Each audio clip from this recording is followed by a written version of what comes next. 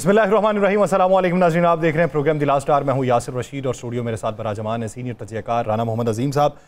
अगर आगे बढ़ने की हिम्मत करोगे तो फिर ये देख लेना कि हम घुटनों पे नहीं झुकेंगे, हम वाज़े तौर पे जवाब देंगे। हम अग्रेसर नहीं हैं, हम जारे मिजाज नहीं हैं, लेकिन दिफा का बखूबी हक रखते हैं।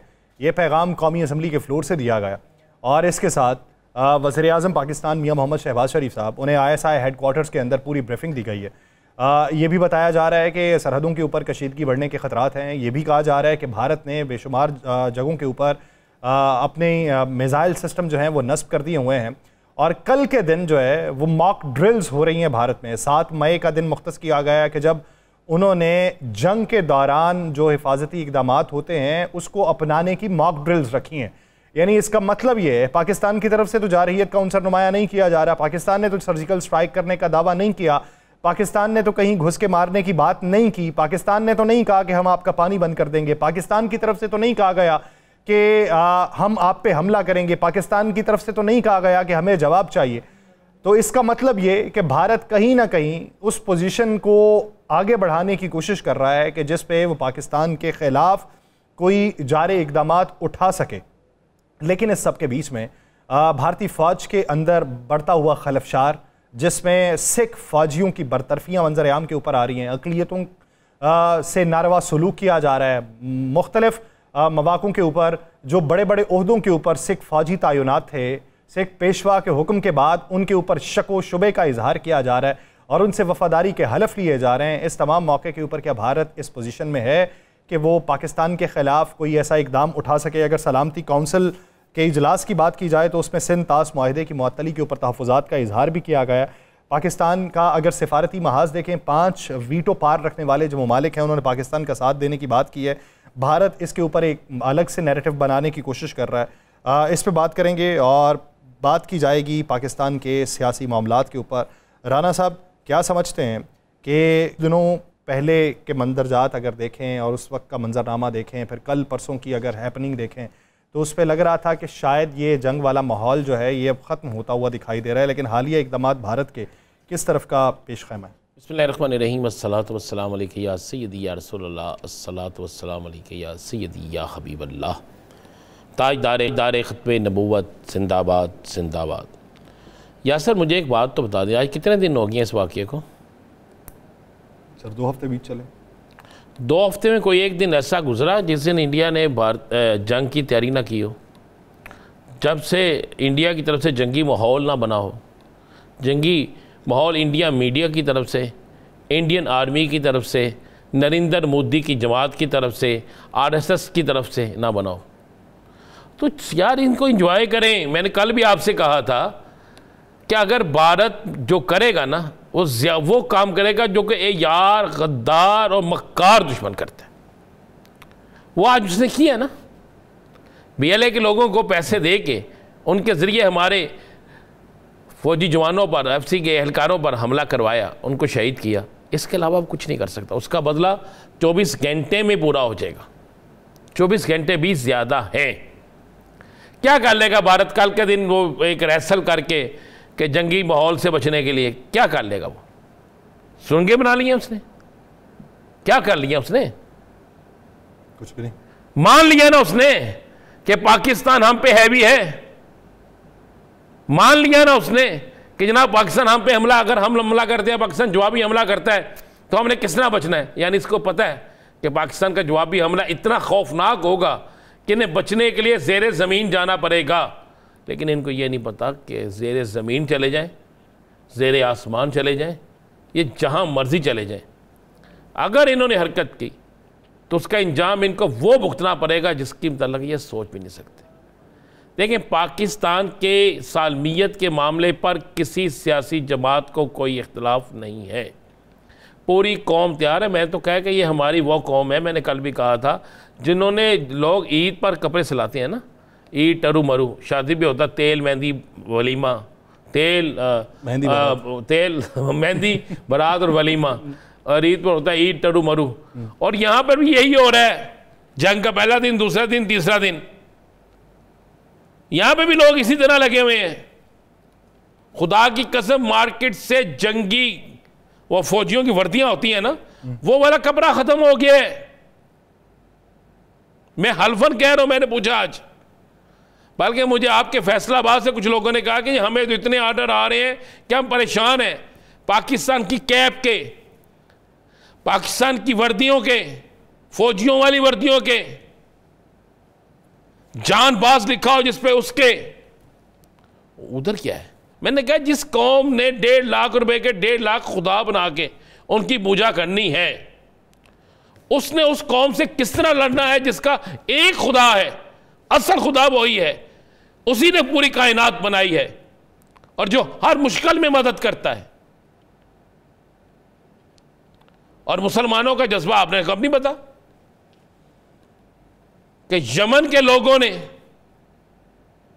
इसराइल को वक्त डाल दिया, 4-5 मुल्क इकट्ठे होके उस पर हमलावर हो रहे हैं, फिर भी कुछ नहीं बन रहा। 2 शहरों पे, एक शहर पे अमेरिका हमलावर है, एक शहर पे इसराइल हमलावर। तो उसने उन्होंने जो मैसेज दिया रात को आपने सुना था ना जी। तो अब जिस वक्त हम बात कर रहे हैं इस वक्त वो जो हो गया है वो भी ज़रा जाके देखें, तो ज़हन में रखें। मैंने कहा था कि जंग अच्छी नहीं है, जंग हम नहीं चाहते हैं, खून नहीं बहना चाहिए। अगर नरेंद्र मोदी इतना बहादुर होता, कल पानी रोका था, आज पानी चालू कर दिया, छोड़ दिया ना पानी। आज प्रेशर बिल्ड हो रहा है, वो तो डैम के ऊपर प्रेशर बहुत ज़्यादा आ गया ना पानी। नहीं, खाली डैम के ऊपर नहीं हो रहा, उनकी इंटेलिजेंस भी उन्हें बता रही है ये जो आपने 6, 7, 8, 10, 20 डैम बनाए हुए हैं ना, ये किसके निशाने पे हैं? ये किसके निशाने पे? 2 दिन 3 दिन तो डैम पानी निकाल जाता ना, वो तो 24 घंटे नहीं निकाल सके। इसको एंजॉय करना चाहिए। अब तो मैं इस जंग के नाम को एंजॉय करता हूँ, इसको एंजॉय करें बस। और इनकी जो दहशतगर्दी की वारदातें हैं उसका हम जवाब देंगे और इंशाल्लाह भरपूर तरीके से देंगे। राना साहब, अंदरूनी तौर पे वो जो इस वक्त उनको एक किस्म की बगावत का सामना है, उसके असरात कैसे देख रहे हैं? देखें, हमेशा ज़हन में रखिए, जब मुल्क कमज़ोर हो, और मुल्क कमज़ोर कब होते हैं? जब मुल्क के ऊपर ज़बरदस्ती किसी का कब्ज़ा करवाया जाए, जब ज़बरदस्ती हुकूमतें करवाई जाए, जब जबरन हुकूमतें किसी मुल्कों में हों जैसा भारत में है, जब जबरन वहाँ पे मज़हब के नाम पर कत्ल व गारत की जाए, जब आवाम की राय का एहतराम ना किया जाए, तो फिर उन मुल्कों के अंदर तहरीकें बनती हैं। खालिस्तान तहरीक बन गई, असम की तहरीक बन गई, तमिलनाडु की तहरीक बन गई, वहाँ पे कश्मीर की तहरीक बन गई, 11 तहरीकें वहाँ पे मौजूद हैं।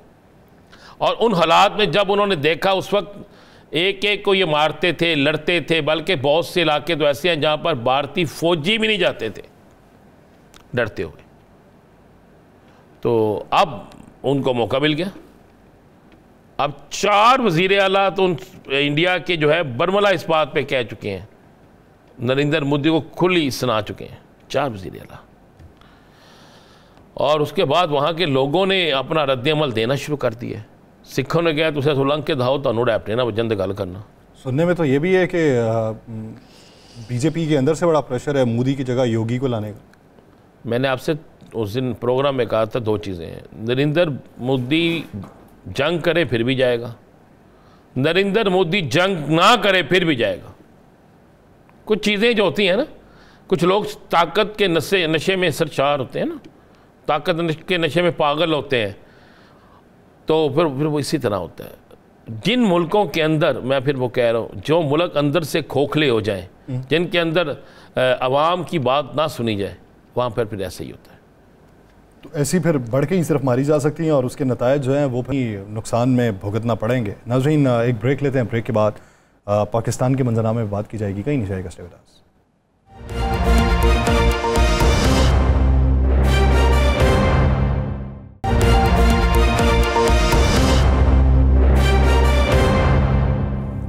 ब्रेक के बाद खुशामदीद नाज़रीन, पाकिस्तान का मौजूदा सियासी मंजरनामा उसके ऊपर भी इस वक्त बात की जाएगी और फिर मुस्तकबिल करीब में ये जो इस वक्त हैपनिंग हो रही है इस पर जो सियासी इत्तेहाद है या मुल्की जो वहदानियत का पैगाम है वो किस तरीके से दिया जाएगा। पाकिस्तान तहरीक इंसाफ के केसेस के हवाले से बात होगी, आज मुलाकातों के हवाले से बात होगी और मुस्तकबिल करीब में मुलाकातों के इम्कानात किस हद तक जो हैं वो मुनासिब और माकूल हो जाएंगे या किस हद तक उसमें मज़ीद रुकावटें देखने में आएगी, इस पूरे मंजरनामे में बात करते हैं। हमें ज्वाइन किया है पाकिस्तान तहरीक इंसाफ के सेक्रेटरी जनरल सलमान अकरम राजा साहब ने। राजा साहब बहुत शुक्रिया आपके वक्त का।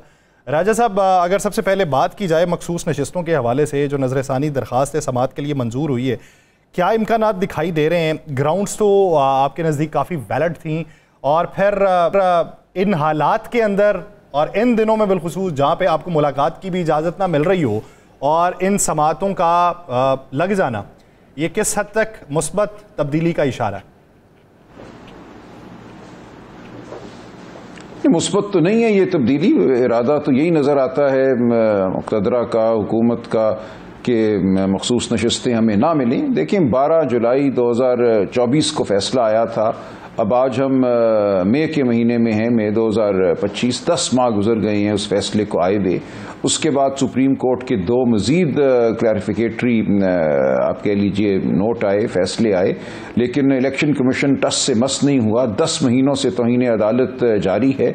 आज जब 13 मेंबर बेंच के सामने ये मुकदमा लगा, उस पर भी बात करते हैं। 26वीं आईनी तरमीम के बाद ये बेंच बना है, लेकिन बहरहाल जब मुकदमा लगा तो 2 जज साहिबान ने पूछा कि हम सुने क्यों इस रिव्यू पिटिशन को।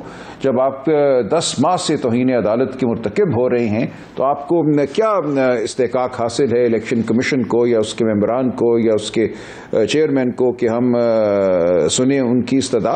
कोई जवाब नहीं था।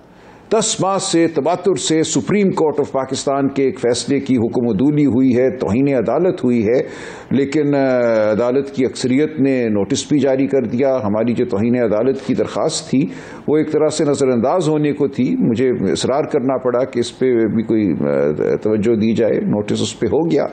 लेकिन कल से रिव्यू पिटिशन की जो सुनवाई है, ये कम अज़ कम जो उनकी इस्तदा है कि फैसले को मुअत्तल किया जाए, वो फैसला जिस पर अमल ही नहीं हुआ 10 माह से, उसकी मुअत्तली जो है वो एक दिन में अब लग रही है। आज के बाद कल वो लग रही है, और कोई किसी को शुबा नहीं होना चाहिए कि कैसे मामलात आगे बढ़ेंगे।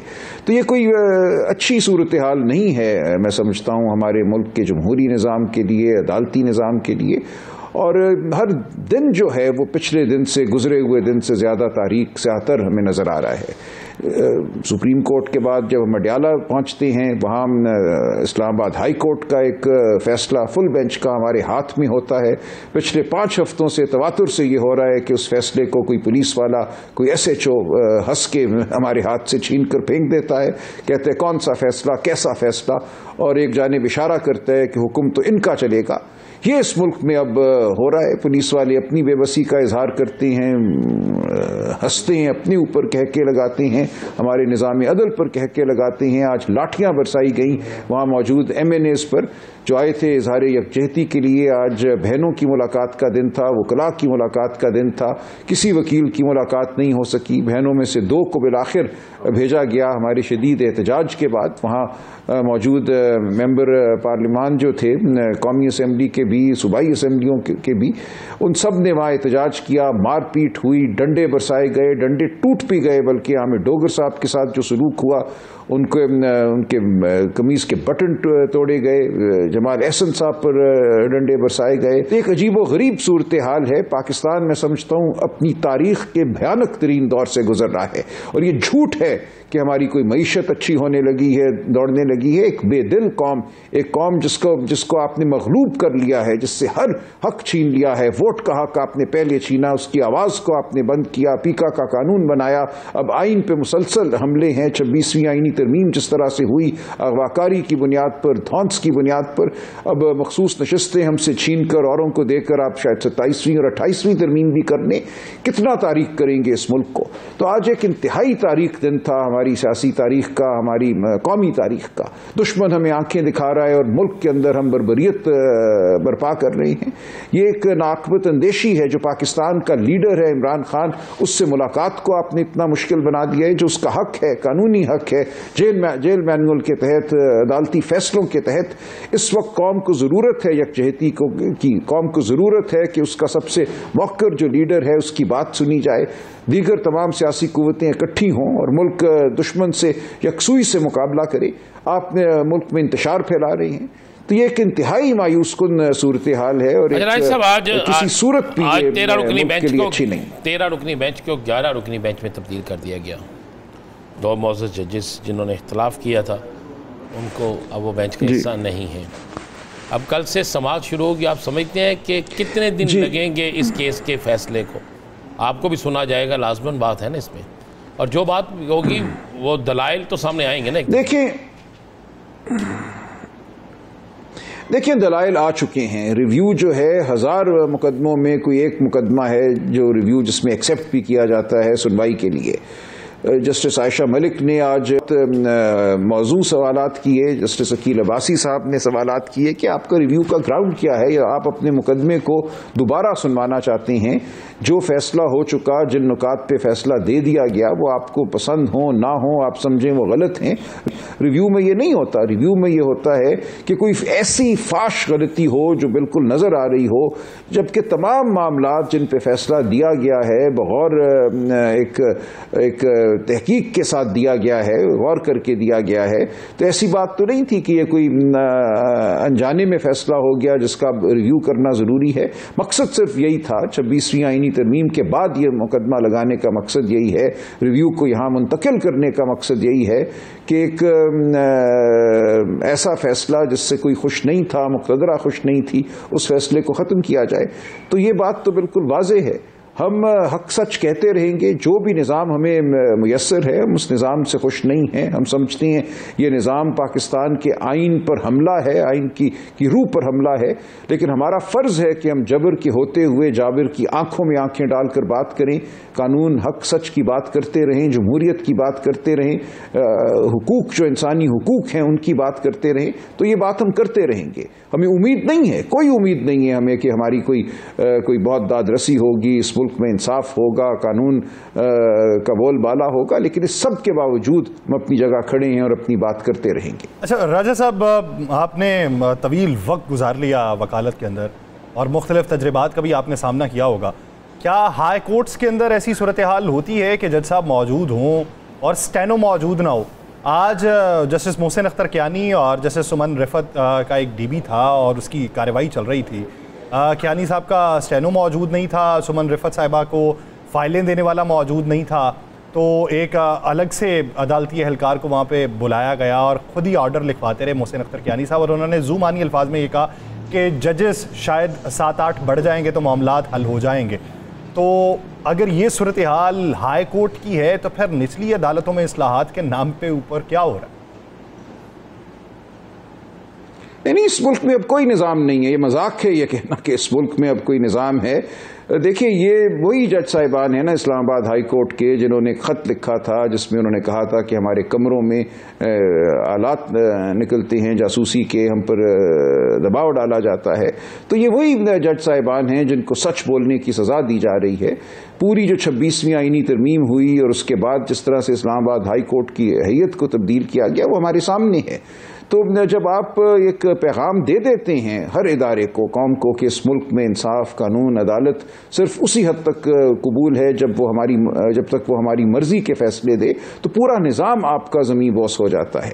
कोई भी फिर अदालत अपने आप को अदालत नहीं समझती। हर एक ये समझता है कि हम जबर के आलाकार हैं, हमें वही काम करना है जो हमें करने को कहा जाएगा। वो पुलिस वाले हों, वो कोई और एहलकार हों, वो अदालतें हों, तमाम अब एक जबर के निज़ाम के ताबे हैं। सलमान साहब जी, हफ्ता बड़ा अहम हफ्ता है। नज़रसानी अपील को सुन लिया गया, उस पर नोटिस जारी कर दिया कि मिलिट्री कोर्ट के हवाले से फ़ैसला महफूज कर लिया गया, इसी हफ्ते में सुनाए जाने की उम्मीद है। खान साहब की गालबन बेल या अपील जो भी है, ये भी इस्लामाबाद हाई कोर्ट में 8 तारीख को लगी हुई है। आप क्या समय तमाम जगहों से मायूसी आपको नज़र आ रही है? और अगर ये मायूसी है तो फिर उसका हल क्या है? क्या कोई बड़ी तहरीक की तैयारी होगी? देखिए, जब हर दरवाज़ा बंद कर दिया जाए, जैसा कि मैंने अर्ज़ किया, हम अदालतों में तो बहरहाल पेश होते रहेंगे। और मैं बिल्कुल आपसे ये कह रहा हूँ कि हमें उम्मीद कोई भी नहीं है। अगर कोई अच्छी बात हो जाती है, कोई हक सच की बात होती है, कोई कानून के मुताबिक फ़ैसला होता है, तो बहुत अच्छी बात। लेकिन ये निज़ाम इस वक्त जो है हक सच पर मबनी नहीं है। जब आप इलेक्शन लूट लेते हैं, अवाम की आवाज़ को सल्ब कर लेते हैं, एक मसनूई निज़ाम कायम कर देते हैं, तो फिर उस निज़ाम से हक सच कानून शराफत की तवक्को करना बेवकूफ़ी है। वो मुक़तदरा की जो एक काबिज़ कुव्वत है उसकी इनायत है, कभी वो आपको कोई अच्छा फैसला आने दे, कभी ना आने दे, उसकी मर्जी है। तो इसलिए हम बहरहाल इस निज़ाम से तो जुड़े हुए हैं, लेकिन इस निज़ाम को तब्दील करना ज़रूरी है। ये हमारी कौम से हमारी ये इस्तदा है। मैं समझता हूँ कौम हमारे साथ है। ये तमाम मामला अब कौम की अदालत में है और कौमें फैसले करती हैं।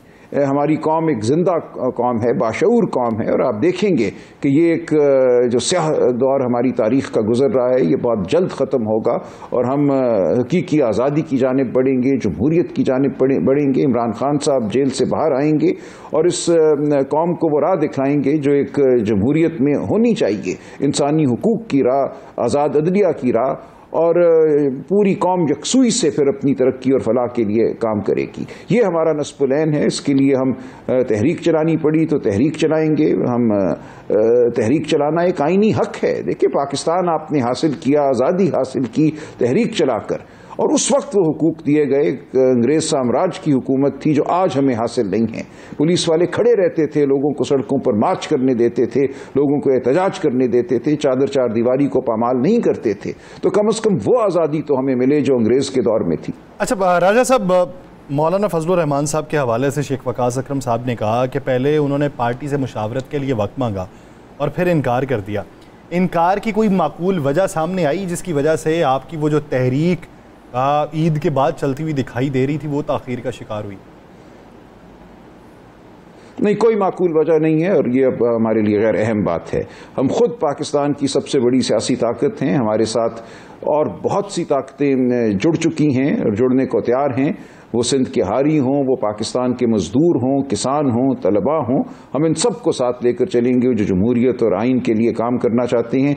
कोई एक सियासी जमात हमारे लिए अहम नहीं है। हमने पहले भी ये कहा था कि कोई हमारे साथ चलता है आइन और कानून की सरबुलंदी के लिए तो हम पे एहसान नहीं करेगा। वो नहीं चलना चाहते ना चलें, अपनी जद्दोजहद करना चाहते हैं करें। हम बहरहाल आइन और कानून की बात करेंगे, इंसानी हुकूक की बात करेंगे। आपने आपके 2 दिन पहले आपकी जो गुफ्तगू है वो बड़ी डिस्कस हो रही है, जिसमें आपने इकरार किया, और ये बड़ी एक तलख हकीकत होती है किसी बात को मान लेना और बात कर देना, कि पंजाब से वाकई उस तरह लोग नहीं निकले। तो अब क्या तैयारी? नहीं, देखें, वो गलत पैराए में मैं अर्ज करूं, देखें, वो 1.5 घंटे की गुफ्तगू थी, उसमें एक आध जुमले को सियाक़ो सबाक से हटा के अगर आप सुनेंगे तो मतलब वाज़े नहीं होगा। मेरी गुजारिश ये थी कि एक इनकलाबी कुव्वत जो है, एक इनकलाबी रेला जो है वो हमें लेकर आना है। बिल्कुल माजी में लोग निकले हैं, बड़ी तादाद में निकले हैं, जबर फस्तायत के बावजूद निकले हैं। जो कुछ हुआ है 9 मई के बाद और बल्कि उससे पहले भी लोगों के घरों को जिस तरह पंजाब में तोड़ा गया है, 24 और 26 नवंबर के दरमियान जिस तरह फस्तायत बर्पा की गई, लोगों पे हमले हुए, किसी को कदम नहीं रखने दिया गया घर से बाहर, तो ये तमाम वाक़यात हमारे सामने हैं। इसके बावजूद 8 फरवरी 2024 को भी और उसके बाद जितनी भी हमारी कॉल्स गई हैं, पाकिस्तान के अवाम ने तारीखी फैसले किए हैं, बाहर आए हैं, उन्होंने वोट भी डाला है, वो हमारे साथ खड़े भी हुए हैं। अब हम मजीद आगे बढ़ेंगे, एक मजीद हम समझते हैं बड़ी कुव्वत के साथ हमें इस निज़ाम को बदलना है, इसके सिवा कोई चारा नहीं। अच्छा राजा साहब, अता तारड़ साहब कहते हैं आपस में लड़ने के लिए बहुत वक्त है, महीने बाद लड़ लेंगे, मेरा गिरेबान तुम पकड़ लेना, मैं तुम्हारा पकड़ लूँगा। लेकिन किसी चीज़ का कोई वक्त होता है, कोई बात जो है वो मौके की मुनासबत से होनी चाहिए। नहीं, ये गलत कहते हैं। मौका तो उन्हें ढूंढना था ना, मौके की मुनासबत से तो वो बात करें। क्या वजह है आज मेंबरान असम्बली, कौमी असम्बली के मेंबरान, हमारे चीफ विप आमिर डोगर साहब, हमारे 8 दर्जन से ज्यादा MNAs पर डंडे क्यों बरसाए गए? क्यों कानून को मजाक बनाया जा रहा है? क्यों मुलाकात नहीं होने दी जा रही वकला की, खानदान की, इमरान खान साहब के साथ? कोई जवाब नहीं है। ये निज़ाम मुंह चढ़ा रहा है कानून का, और वो कहते हैं कि मौके की मुनासबत से बात करो। उनको बात करनी है मौके की मुनासबत से। जो 16 सीटों की जमात हुकूमत पर काबिज है उसको अपनी हकीकत को समझना है, उसको शराफत का मुजाहरा करना है, कानून और आइन को काम करने देना है। इमरान खान साहब की बात को सुनना है, वो हकीकी लीडर हैं, उनको आइसोलेट करने की, उनको तन्हाई में डालने की जो मजमूम कोशिश है उससे पीछे हटना है। ये वक्त है कि इन छोटे छोटे हथकंडों से हटा जाए। ये तो एक वो हरबे हैं जो इस्तेमाल किए जाते हैं एक ऐसी हुकूमत की तरफ से जिसको अपने ना होने का, अपनी इललेजिटिमेसी का, अपने नाजायज होने का यकीन हो, वो बर्बरियत बर्पा करती है। तो खुदा के लिए अब आप कानून और आइन को चलने दें ताकि हम दुश्मन का मुकाबला कर सकें। तो इनका कोई इरादा नहीं है आइन, कानून, शराफत को चलने देने का इस मुल्क में अफरा तफरी इनकी वजह से है, किसी और की वजह से नहीं। अच्छा राजा साहब, ये तो बताइएगा, एक बड़ा शोर मचा हुआ है और बहुत से हलकों में ये बात हो रही है कि ट्रायल 4 माह में मुकम्मल होना 9 मई का, और कहा जा रहा है कि उसमें बहुत से MNAs हैं जिन पे FIR दर्ज हैं और उनको सज़ा अगर हो जाती है तो बहुत सी सीटों से नाअहल करार दे दिया जाएगा उनको। तो क्या ऐसा ही होगा या उसके फौरी बाद आप अगर उस पर अपील करते हैं तो वो फैसला मुअत्तल हो जाएगा या उनकी नाअहली बच जाएगी? देखिए, दोनों बातें मुमकिन हैं। हम कोई उम्मीद नहीं रखेंगे कि उनकी नाअहली अगर होती है तो फौरन मुअत्तल हो जाएगी। ये निज़ाम इसलिए तो नहीं है कि वो कानून और इंसाफ के मुताबिक हमें फैसले दे। तो अगर ये इरादा है तो हो। देखिए, अब ये पार्लियामान हो, इसमें हमारे मेंबर 100 हों या 40 हों या 50 हों, ये गैर अहम है। अब फैसले अवाम ने करने हैं, अवाम की अदालत ने करने हैं। सियासत जो है वो पार्लियामान से बाहर आ चुकी है क्योंकि पार्लियामान के अंदर एक मसनूई निज़ाम कायम है। तो आज जो करना है करे, वो कर रहे हैं, अगवाकारी के जरिए कर रहे हैं, धौंस के जरिए कर रहे हैं, तो वो करते रहेंगे। अब असल फैसला आपको और मुझे करना है पार्लियामान से बाहर। अच्छा राजा साहब, एक आखिरी सवाल मखसूस नशिस्तों पे नजरसानी केस से पहले जो जस्टिस मंसूर अली शाह साहब का अहम फैसला जारी हुआ है जिसमें उन्होंने नजरसानी आर्टिकल 188 और रूल्स के तहत बात की है, इसका असर आप इस केस के ऊपर कितना देखते हैं? देखिए, मैंने अर्ज किया ना कि फैसलों वगैरह की कोई वक़्त नहीं रही। फुल बेंच का फैसला लेकर रोज हम अडयाला जाते हैं, वहाँ क्या वक़्त है उसकी। ये एक उससे बड़ा बेंच बैठा हुआ है, वो अपनी मर्जी का कोई भी फैसला कर सकती हैं, लेकिन बहरहाल उनका फैसला दुरुस्त है। रिव्यू बहुत ही एक महदूद नौयत की एक कार्रवाई होती है, उसमें आप नए सिरे से मुकदमा नहीं सुनते, तो उस हद तक बात ठीक है। और हम जाहिर है वो फैसला पेश करेंगे और तकाजा करेंगे कि जो उसमें कानून बयान किया गया है उसके मुताबिक मामलात आगे बढ़ें। तो ये केस कब तक निपटता हुआ आपको नजर आता है? इस केस का फैसला कब तक होते हुए नजर आता है? देखिए, कुछ कहा नहीं जा सकता। आज इन्होंने नोटिस अगर एक दिन का किया है तो एक बेमिसाल सूरत तो हमें देखने को नजर आ रही है। आगे कैसे चलती है, देखिए, मैं किसी भी चीज़ का अब अंदाज़ा या तखमीना माजी को देख के नहीं लगा सकता। हम एक नए दौर का इस वक्त नज़ारा कर रहे हैं, यहाँ कुछ भी मुमकिन है। नए दौर का नज़ारा किया जा रहा है, यहाँ पे कुछ भी मुमकिन है। बहुत शुक्रिया सलमान अख्तर साहब इस हवाले से अपना वक्त देने के लिए। नाज़रीन, एक ब्रेक लेते हैं। मुस्तफ़ा नवाज़ खोकर साहब हमें ज्वाइन करेंगे, कहीं नहीं जाएगा, स्टे विद अस।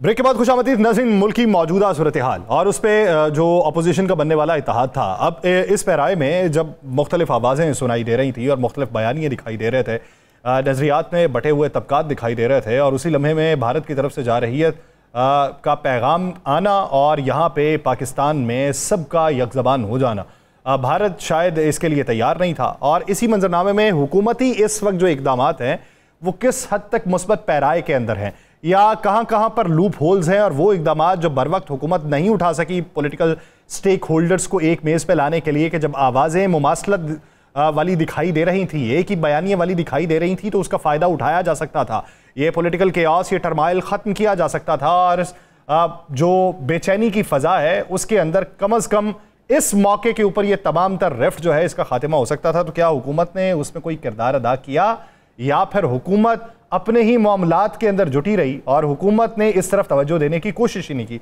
इस पूरे मंजरनामे में बात करेंगे और भारत का जारहियत का इरादा जो है वो किस हद तक मुस्नद दिखाई देता है, इस बारे भी बात होगी।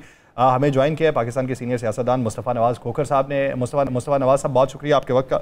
मुस्तफ़ा नवाज़ साहब, अगर देखा जाए भारत की इंटेंशंस देखें, बैनुल-अक़वामी सतह पे उसकी लॉबिंग देखें, उसकी तरजीहात देखें, उसके इक़दामात देखें, उसके बरअक्स पाकिस्तान की पोजीशन सबसे पहले आप बैनुल-अक़वामी सतह पे कैसी देख रहे हैं कि हमने किस हद तक अपने दोस्तों को अपनी तरफ माइल करने की कोशिश की है? जी, मुझे प्रोग्राम में लेने का शुक्रिया। आपके सवाल के जवाब में ये कहूंगा कि ये पिछले जो चंद हफ्ते गुजरे, इनमें एक जो प्लेजेंट सरप्राइज था मेरे लिए और बहुत से और लोगों के लिए भी जो बैनुल-अक़वामी हालात पर नजर रखते हैं, वो ये था कि भारत ने जो बयानिया बनाने की कोशिश की पाकिस्तान के खिलाफ पहलगाम इंसिडेंट के 10 मिनट के वक्फे के बाद ही उन्होंने पाकिस्तान को मौजूद इल्ज़ाम ठहरा दिया, तो ये बगैर सबूतों के उनका ये बयानिया दुनिया भर में उसकी पजीराई कहीं नहीं हुई। और साथ ही साथ फिर ये भी हुआ कि उसका पस मंजर भी है कि आपको याद होगा कि आज से कुछ अर्सा पहले कनाडा के साथ भारत की एक बहुत बड़ी डिप्लोमेटिक टिफ रही, जिसमें भारत को कनाडा की हुकूमत के मुताबिक वहां पर एक असैसिनेशन में मुलव्वस पाया गया। इसी तरह एक अटेम्प्टेड असैसिनेशन भारत ने, मोदी सरकार ने अमेरिका के अंदर करने की भी कोशिश की और बरतानिया में भी। तो जो वेस्टर्न रिसेप्शन थी भारत के इस जारहाना रवैये की, पाकिस्तान को बिना सबूतों के मुलव्वस करने की, भारत का जो जोम था कि हमारी इतनी डिप्लोमेटिक क्लाउट है कि जिसकी बुनियाद पर हम जो बात भी दुनिया में कहेंगे वो मान ली जाएगी, ऐसा नहीं हुआ। तो ये मेरे लिए और बहुत से लोगों के लिए एक प्लेजेंट सरप्राइज था। और भारत के लिए इसके अंदर एक पैगाम था कि अगर वो कुछ जारहाना अज़ाइम रखता है तो इंटरनेशनल ऑर्डर, जो कि बहुत हद तक कोलैप्स भी हो चुका है, उसमें जो ममालिक असर रसूख रखने वाले ममालिक हैं, वो बगैर सबूतों के कोई बात बाय करने के लिए तैयार नहीं है। जहाँ तक हमारे अंदरूनी हालात का ताल्लुक है, तो कल अपोजिशन की जमातें सारी इकट्ठी हुई तहरीक तहफ़्फ़ुज़ आइन के प्लेटफॉर्म पे, और बरबला हमने इस बात का इजहार किया, प्रेस के सामने, पब्लिक के सामने ये चीज़ रखी कि जहाँ कहीं भी पाकिस्तान की सोवरेनिटी पर, पाकिस्तान की खुद मुख्तारी पर कोई हमला होता है या उसको ज़ख्म पहुँचाने की कोशिश की जाती है, तो हमारे जो इख्तलाफात हैं वो सियासी इख्तलाफात अपनी जगह पर ज़रूर कायम रहेंगे, लेकिन हम एक कौम बनकर खड़े होंगे। अपने इख्तलाफात को उस वक्त के लिए हम पसे पुश डाल देंगे और हम एक सीसा पिलाई दीवार, एक कौम होने का सबूत देंगे। हम उसके अंदर अपनी अलग सियासी दुकान चमकाने की कोशिश नहीं करेंगे। ये एक वाज़ेह पैगाम था पाकिस्तान की अपोजिशन की जानिब से।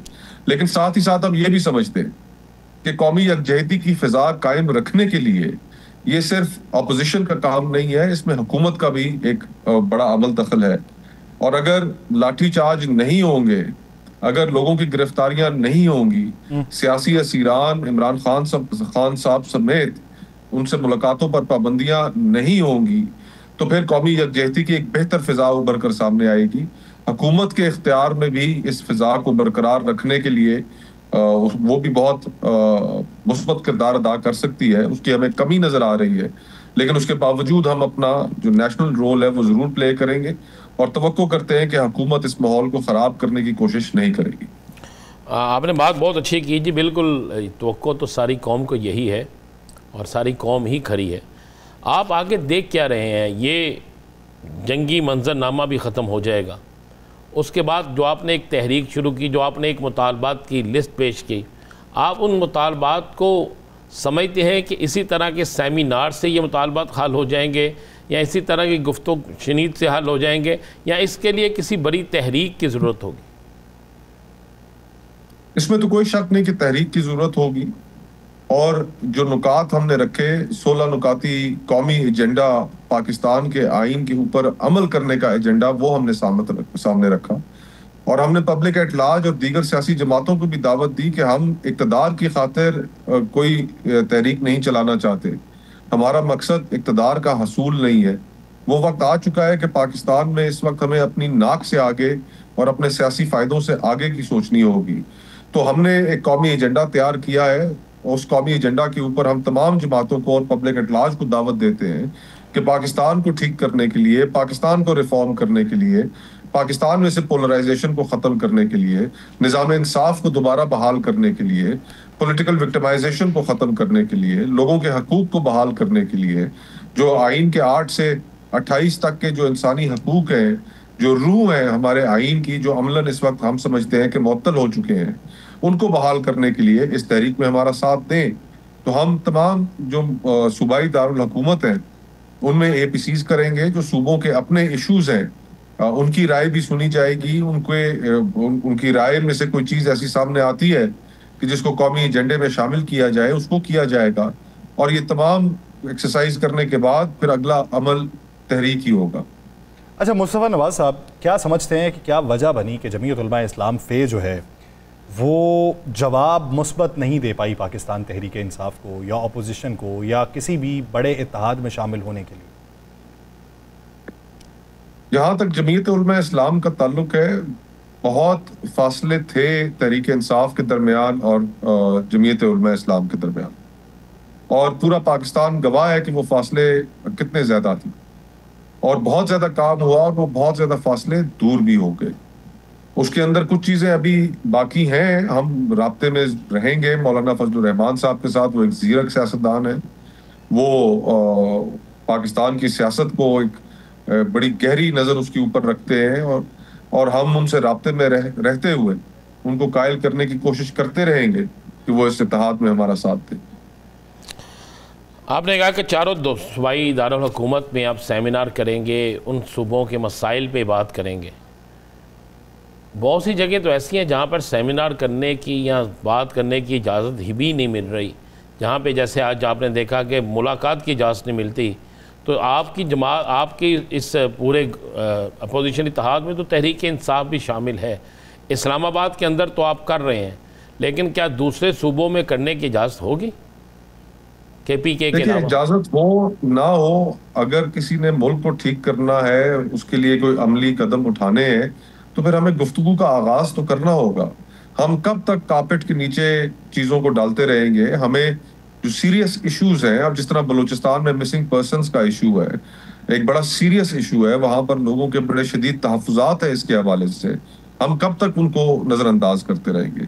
आखिर कभी ना कभी तो एड्रेस करना है और कोई एक काबिल अमल फॉर्मूला भी निकालना है। फिर इसी तरह आप माइंस एंड मिनरल्स का जो नया एक्ट आया है, उसके ऊपर जो फेडरेटिंग यूनिट्स हैं उनमें काफ़ी तशवीश पाई जाती है। गिलगित बल्तिस्तान, वहां पर इसके बारे में काफी तशवीश पाई जाती है। तो हमें लोगों से एक बात तो करनी होगी। अगर हम सोचों पर पहरे बिठाएंगे, गुफ्तगू करने की आज़ादी छीन लेंगे, पीका एक्ट लगा देंगे, आज़ादी सहाफत के ऊपर एक कारी ज़र्ब लगा देंगे, तो ये किसी सेहतमंद माशरे की निशानी तो नहीं।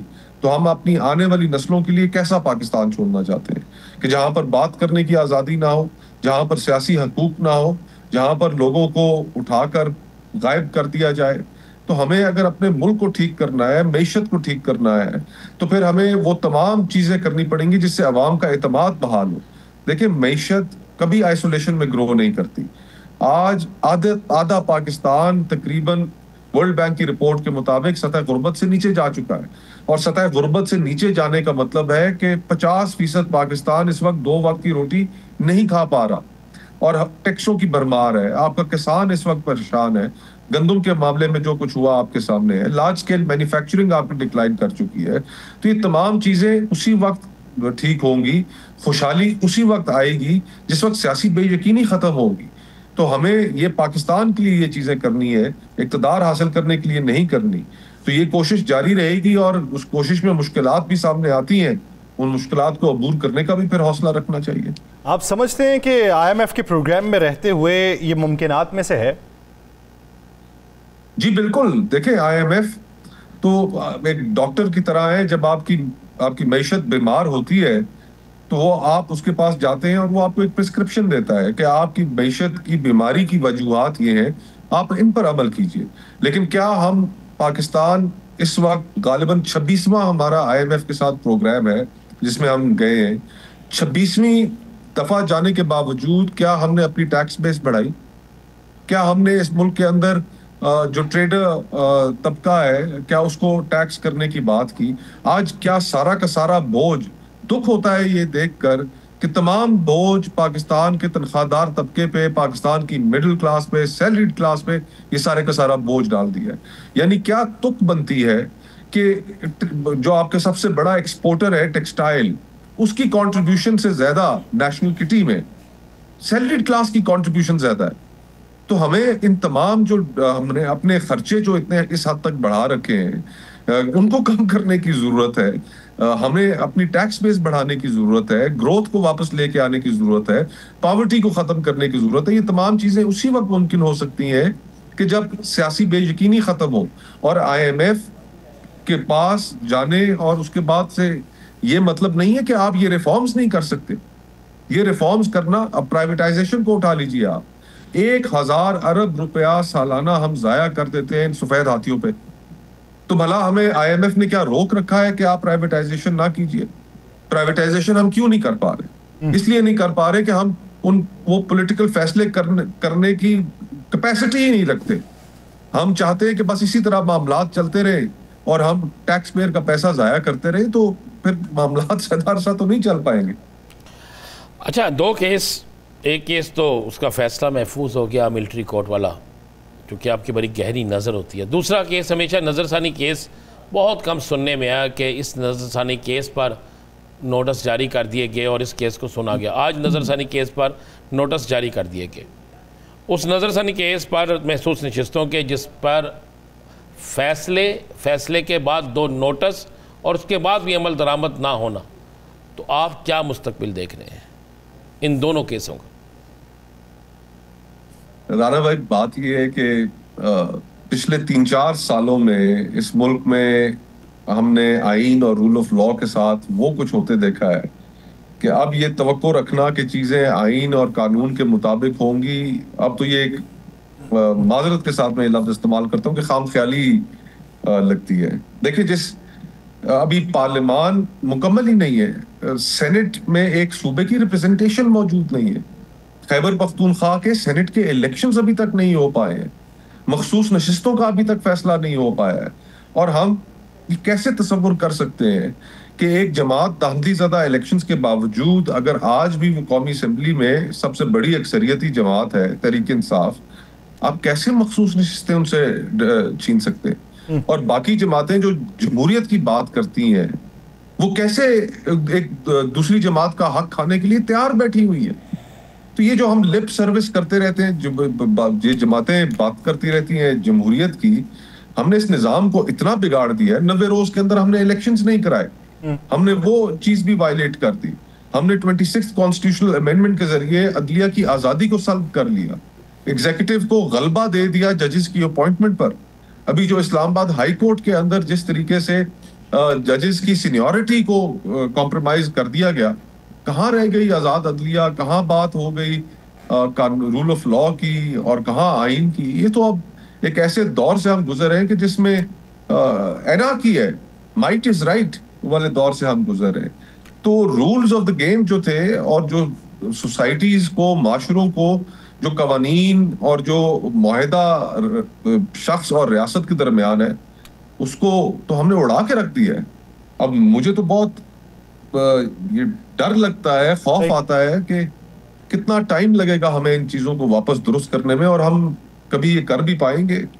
एक आने वाली नस्लों के लिए हम कभी ये कर भी पाएंगे, ये एक सवाल है। और कानून की हक़ हुक्मरानी तो खाम ख्याली इस वक्त दिखाई दे रही है। बहुत शुक्रिया मुस्तफ़ा बुकर साहब इस हवाले से अपना वक्त देने के लिए। नाज़रीन, दिफाई मंजरनामे पे भारत की इस वक्त तैयारियों पे बात करने की बेहद ज़रूरत है, और इसी बीच में हमें ज्वाइन कर चुके हैं दिफाई तजियाकार ब्रिगेडियर रिटायर्ड टीपू सुल्तान साहब। ब्रिगेडियर साहब, बहुत शुक्रिया आपके वक्त का। ब्रिगेडियर साहब, इत्तलात ये हैं कि भारत सरहदी इलाकों के ऊपर अपनी जारहियत के अज़ाइम के पेश नज़र डिप्लॉयमेंट जो है वो बहुत ज़्यादा कर चुका है। उसके अलावा मिज़ाइल की तनसीबात की बात की जाए या मॉक ड्रिल्स की बात की जाए, तो उसके अज़ाइम क्या लग रहे हैं?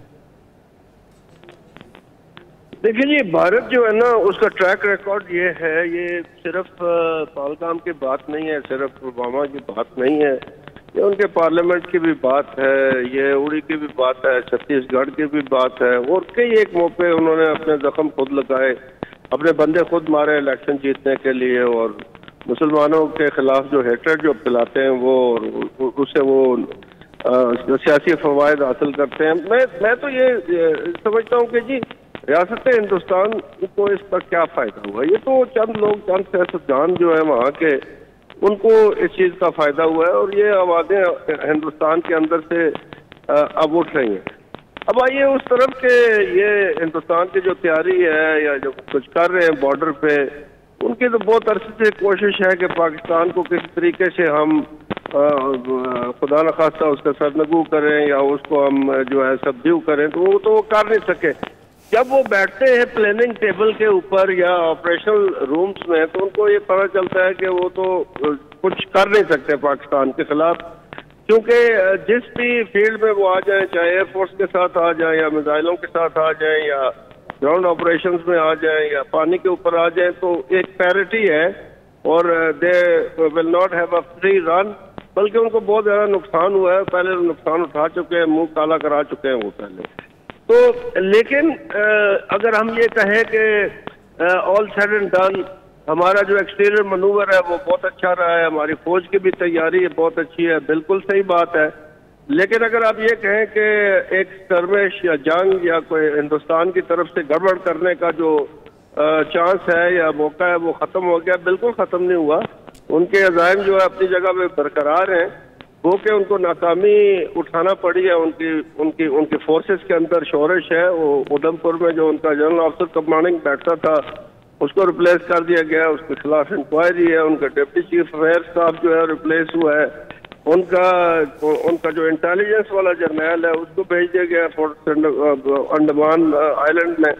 तो उनको प्रॉब्लम्स तो ये है, अगर वो कुछ कर सकते तो जल्दी वो कर देते, लेकिन अभी भी वो चांस यही है कि वो कुछ करेंगे। वो ये सोच रहे हैं कि क्या करें। ये जो डिले हो रही है ना जी, इसकी एक वजह ये है कि मेरे ख्याल में वो ये फैसला नहीं कर पा रहे कि उन्होंने करना क्या है ताकि जिसमें वो एम्बैरेस ना हो। तो इस किस्म की सूरत हाल है इस वक्त। और मेरे ख्याल में पाकिस्तान ने अपना केस जो है वो अच्छा बनाया है हिंदुस्तान के खिलाफ। मैं तो कब से कहता आ रहा हूँ कि जो दहशतगर्दी हिंदुस्तान हमारे अंदर फैलाता रहा है और मगरबी ताकतों से मिलकर रॉ और जो दूसरी इंटेलिजेंस एजेंसीज हों चाहे, तो हमें उनको कहना चाहिए। हम बार बार अफगानिस्तान को कहते रहे, वो आगे से अजीब अजीब बातें हमारे साथ करते हैं कि उनके कंट्रोल में नहीं है TTP। अच्छा ब्रिगेडियर साहब, तकरीबन 2 हफ्ते हो गए हैं ये जंगी माहौल को, और रोज़ाना कभी हमारे मिनिस्टर साहब भी कोई बयान दे देते हैं कि आज जंग का ख़तरा है, आज कोई हमला कर सकता है। और भारत की तरफ से तो उनका मीडिया तो रोज़ाना ही हमला करा रहा है हम पे, और रोज़ाना ही सारा कुछ कर रहा है। कभी इससे पहले भी ऐसा हुआ है कि पाकिस्तान और भारत की कशीदगी हो, और इस हद तक की कशीदगी हो, और इतने लंबे अरसे तक ये सारी चीज़ें इसी तरह चलती रहें? देखिए, असल में जो बैटलफील्ड सिनेरियो है, जो कॉन्फ्लिक्ट है ना जी, वो टेक्नोलॉजी की वजह से बदल गया है। इस वक्त पाकिस्तान को पल पल की खबर है कि हिंदुस्तान क्या कर रहा है, और उनको ये पता है कि हमें खबर है। पहले ज़माने में तो आपको 2 किलोमीटर या 3 किलोमीटर से आगे आप देख नहीं सकते थे, आपको पता नहीं चलता था, आपको ऊंची जगह चढ़ के बैठना पड़ता था, और बड़े प्रिमिटिव मेथड से। आजकल सैटेलाइट का ज़माना है, टेक्नोलॉजी का ज़माना है, हाइपर स्पीड के जो मिसाइल है उनका ज़माना है। तो ये इक्वेशन जो है बदल गई है। अभी everything lies in the sky, और स्काई से ही जो है वो आपको चीज़ें नज़र आती हैं, स्काई से ही रॉकेट जाते हैं, उनकी स्पीड डिटर्मिन होती है जो और फोर्सेज मेंटेन करती हैं, चाहे ड्रोन हो या मिसाइल हो या कुछ भी हो। पाकिस्तान को ये एडवांटेज है जी, जो हिंदुस्तान मेरे ख्याल में उसका जो अहाता है वो कर नहीं सका। They could not fathom what is Pakistan capable of. अभी उनको ये अयां हो रहा है कि जनाब हम इतने जो नारे मार, पहले तो बात यह है कि वो बड़े इमेच्योर रहे हैं। जो वो अगर उनका मीडिया या उनके लीडर जो वो बयान देते रहे कि जी हमें तो कश्मीर ले ही लेना है, हमने ये कर लेना, वो तो उनको ये अंदाजा नहीं था कि व्हाट आर दे अपोजिंग। अब उनको बखूबी अंदाजा जो है वो हो रहा है कि हमें इसकी खबर है, हमारे पास उनकी पक्की इमेजरी है, और वो जो भी वेपन सिस्टम बाहर निकाल के रखते हैं, उसको फ्यूल करते हैं, को मिसाइल तो हमें मालूम पड़ जाता है कि ये जो हमारे सियासतदान बयान देते हैं ना जी, आज रात को खतरा है, और ये अपने पास से नहीं देते। मेरे ख्याल में इनको इन्फॉर्मेशन दी जाती है, और उसका मकसद ही ये होता है कि हिंदुस्तान को बताया जाए कि जी आप हमें पता है कि यानी आपकी तैयारी से हम बखूबी वाकफियत रखते हैं। तो गैर जिम्मेदारी का मुजाहरा करते हुए आपने जो बयानात दिए और हमारे हक के दिफा को कमजोरी समझा, तो वह हक़ दिफा में हमारी दिफाई सलाहियतों का अंदाज़ा बखूबी भारत को होता चला जा रहा है। बहुत शुक्रिया ब्रिगेडियर टीपू सुल्तान साहब इस हवाले से अपना वक्त देने के लिए। नाज़रीन, प्रोग्राम का वक्त ख़त्म हुआ चाहता है, मुझे और राना साहब को दीजिए इजाज़त। आपसे मुलाकात होगी कल के रोज़। अपना बहुत सा ख्याल रखिएगा। अल्लाह निगहबान।